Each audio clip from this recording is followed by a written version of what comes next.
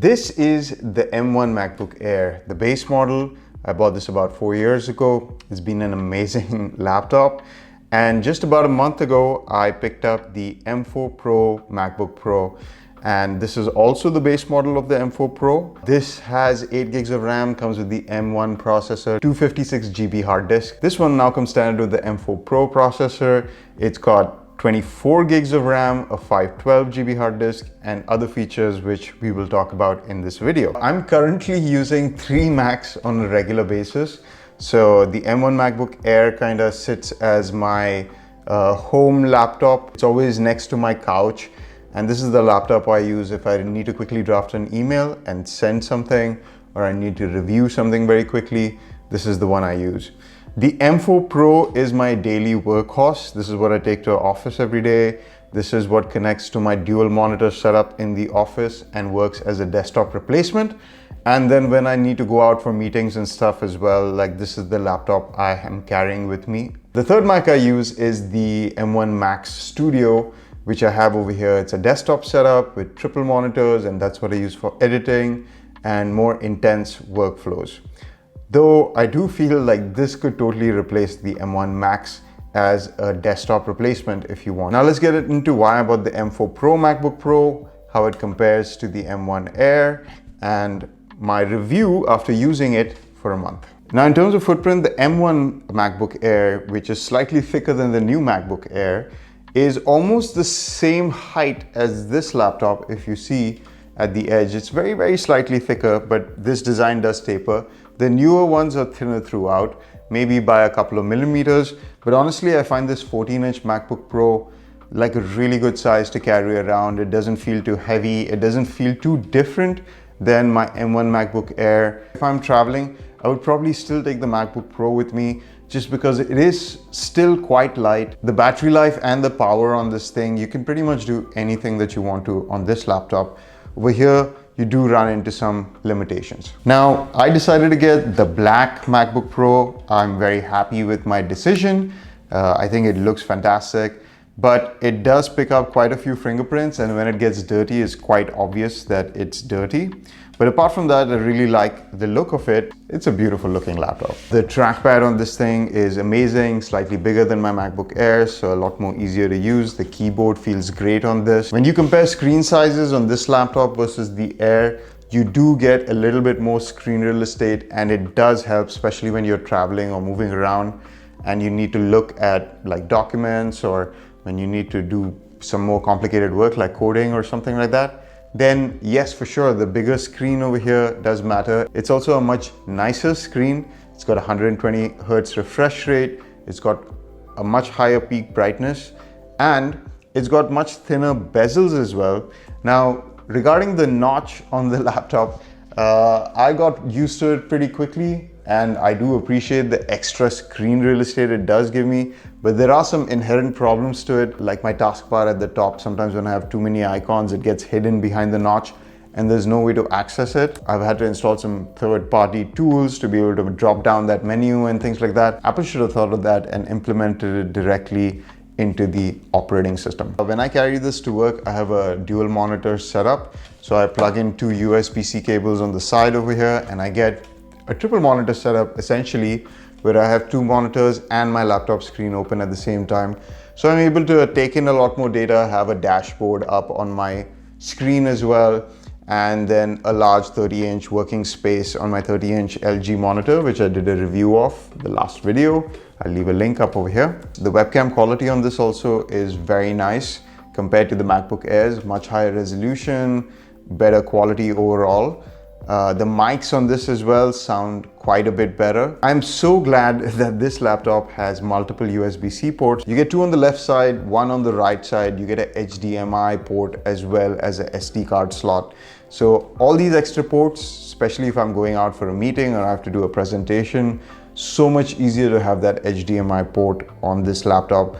So for sure, this has a lot more connectivity. It's also now got Thunderbolt 5. There's not too many devices currently that support Thunderbolt 5, but if you want to be future-proof, that is great. You can now get an external SSD that connects by Thunderbolt and gives you 5,000-6,000 Mbps read speeds. If you are somebody who carries around huge files, that's going to be a huge saving.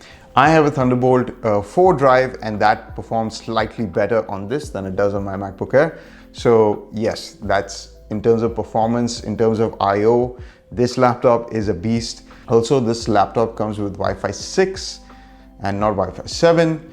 I think next year they'll probably introduce Wi-Fi 7 into most of their laptops, but in all honesty, Wi-Fi 6 is fast enough for most applications. Let's talk about it in terms of performance. This laptop comes in 3 variants. So you get the base M4 MacBook Pro, which has the same screen, all the same I/O. It's got all the same capabilities, except it has 16 gigs of RAM and a slightly slower processor with less graphics. I think for 95% of people, that's probably the laptop to get if you're looking at the MacBook Pro. The MacBook Air is great if you want something light and portable, but the MacBook Pro just gives you that nicer screen, it gives you better battery life, and it gives you the additional ports as well. So I would highly recommend the new generation, the M4 MacBook Pro. The last generation came with 8 gigs of RAM. That was a little too less for what you were paying. But now across the whole lineup, Macs are all starting at 16 gigs, including the Air. So I think great year to pick up the MacBook Air or the Pro. But I think the MacBook Pro M4 is a really nice sweet spot where you're paying $1,600, you're getting the same chassis, the same battery life, the same screen experience, but just with a slightly lower speed processor, which in all honesty, even my M1 Air still performs really great. So I don't think most people would be disappointed. So why did I go with the MacBook Pro? Well, a couple of reasons. Sometimes I need to run virtual machines on this thing, and that consumes at least 8 gigs of RAM. So I did require a laptop with a minimum of 16 gigs of RAM to be able to run my virtual machines. So when the MacBook M4 Pro came with 24 gigs of RAM, that was a big draw for me to pick this one up. Secondly, this M4 Pro has a lot of performance, and I do require that performance for certain tasks, like I need to sometimes open 3D files in Unity or Blender. I'm doing coding projects where I need to compile things and do that quickly. I also do these videos, which involves video editing. So for all these reasons, I decided to pick up the M4 Pro. If you're not doing that kind of work, stick with the M4. The tier above this is the M4 Max. Now, if you want to get the M4 Max, you really should be a super power user. Like, I think it does come with some nice perks like 32 gigs of RAM, but the price jump that you're paying for the M4 Max, I would say you really need to know what your use case is before you get something like this. From my 1 month of use using the M4 Pro, it is able to handle every single task I've thrown at it. I've tried 3D modeling in Blender or opening large Blender files.